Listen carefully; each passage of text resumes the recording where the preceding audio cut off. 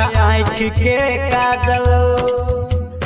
आँख के काजल, चैन चुरो नया पैर के पायल, पैर के पायल, नींद उड़ो नया आँख के काजल, चैन चुरो नया पैर के पायल, केसिया खुलल आसमान लगैया, केसिया खुलल आसमान लगैया, अहाँ के चेहरा पूनम के चांद लगैया, अहाँ के चेहरा पूनम के चांद लगैया, अहाँ के चेहरा पूनम के चांद लगैया।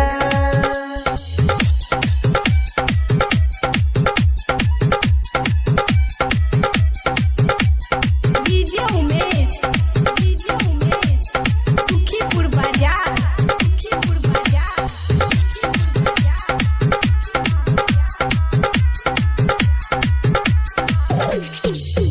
चैन चोरौले या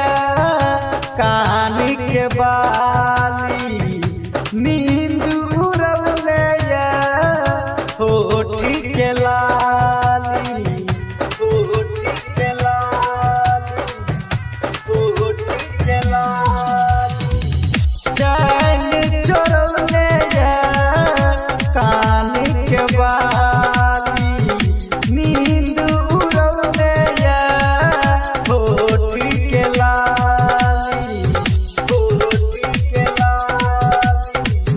होठ के लाली, नींद उड़ौले या आँख के काजल, चैन चुरौले या पैर के पायल, केसिया खुलल आसमान लगैया, केसिया खुलल आसमान लगैया, अहाँ के चेहरा पूनम के चांद लगैया, अहाँ के चेहरा पूनम के चांद लगैया, अहाँ के चेहरा पूनम के चांद लगैया। प्रेजेंट बाय माँ लक्ष्मी म्यूजिक, रामपुरा बाजार। डीजे उमेश सुखीपुर बाजार, सुखीपुर बाजार,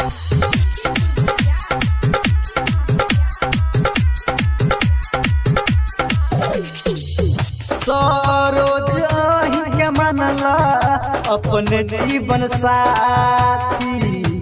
अहि दिल के धड़कन, अहि दिल के रानी, अहि दिल के रानी, अहि दिल के रानी, सरोज अहि के मनला अपने जीवन साथी, अहि दिल के धड़कन, अहि दिल के रानी, अहि दिल के रानी, अहि दिल के रानी, नींद उड़ौले या आँख के काजल, चैन चुरौले या पैर के पायल, केसिया खुलल आसमान लगैया, केसिया खुलल आसमान लगैया, अहाँ के चेहरा पूनम के चांद लगैया, अहाँ के चेहरा पूनम के चांद लगैया, अहाँ के चेहरा पूनम के चांद लगैया।